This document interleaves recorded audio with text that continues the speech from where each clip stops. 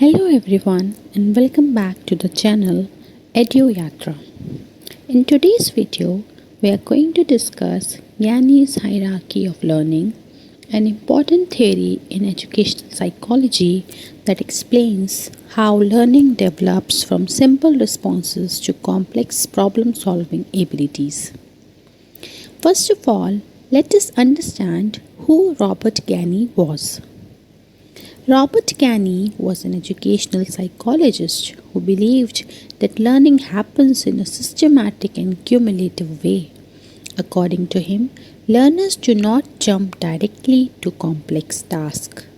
Instead, they progress through a series of learning levels, with each new level building upon the previous one. The main idea of Gagné's hierarchy of learning is simple. Learning occurs step by step. Lower levels of learning provide the foundation for higher levels, and the complexity of learning increases gradually. Now let us have a look at the 8 levels of learning proposed by Gagné. The first level is signal learning.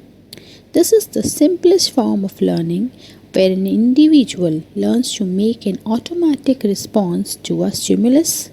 For example, when students hear the school bell, they immediately know that the class is over. The second level is stimulus response learning, often called SR learning. Here, a learner develops a specific response to a specific stimulus, usually through reinforcement. For example, a student answers a question correctly and receives praise from the teacher. The third level is chaining. In this stage, learners connect several responses together in a sequence. Activities like tying shoelaces, writing a paragraph, or conducting an experiment involve a series of linked actions. The fourth level is verbal association. This involves connecting words, ideas, or verbal sequences. Examples include memorizing definitions, formulas, or the steps of a process. Moving to higher levels, we have multiple discrimination.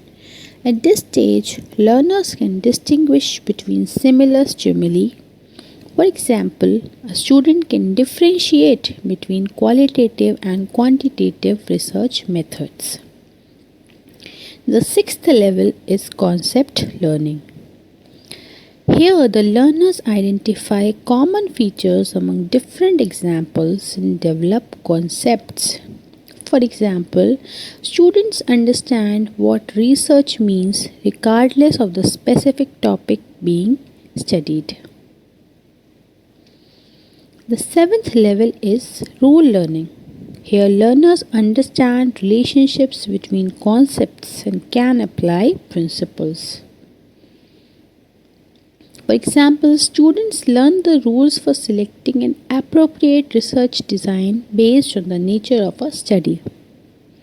Finally, the highest level is problem solving. Learners use concepts and rules to deal with new situations. For example, a student may be given a research problem and asked to design an entire research methodology independently. Here, the student is solving a problem. Let's take a quick example from the subject research methodology. At first, students may recognize research-related terms, then learn definitions, connect different concepts, distinguish between research methods, understand principles of research design, and eventually solve real research problems by selecting suitable methods and analyzing data. The progression is clearly reflecting Gagné's hierarchy, where each level supports the next. Now coming to why is this theory important? Gagné's hierarchy of learning helps teacher organize instruction in a logical sequence. It is highly useful in curriculum design, lesson planning, and assessment. By understanding the learning hierarchy, educators can ensure that students master foundational skills before moving on to more complex learning tasks. To conclude, Gagné's theory reminds us that effective learning is not random. It is a structured process that moves from simple responses to advanced problem solving. When teaching follows this sequence, learning becomes more meaningful and successful. With this, we complete this theory. Thank you for watching. If you found this video helpful, please like, share, and subscribe to the channel. And for detailed notes in PDF format, join our Telegram channel, Edu Yatra. See you in the next video.